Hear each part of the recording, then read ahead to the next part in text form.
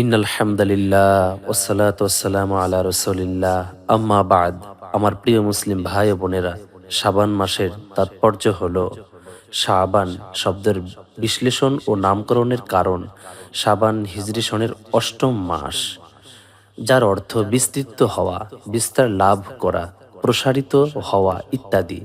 শায়েখ আব্দুল কাদির জিলানী রহমাতুল্লাহ আলাই গুনিয়াতুত তালেবিন গ্রন্থে লিখেছেন, হজরত আনাস ইবনে মালিক রাদিয়াল্লাহু তাআলা আনহু হতে বর্ণিত, রাসূল সাল্লাল্লাহু আলাইহি ওয়াসাল্লাম ইরশাদ করেন, রমজানের বহু কল্যাণ যেহেতু শাবান মাসে বিস্তৃত হয়, তাই এই মাসকে শাবান বা বিস্তৃতকারী বলা হয় এবং রমজান গুনাহ সমূহকে নিশ্চিত করে দেয়। তাই এই মাসকে রমজান বা নিশ্চিতকারী বলা হয়। ইমাম রাফেঈ রহমাতুল্লাহ আলাই তারিখ নামক কিতাবে উল্লেখ করেন, শাবান মাসে যারা রোজা রাখে তাদের ওপর আল্লাহ তাআলার রহমত অবতীর্ণ হয়, এমনকি সে জান্নাতীদের অন্তর্ভুক্ত হয়ে যায়।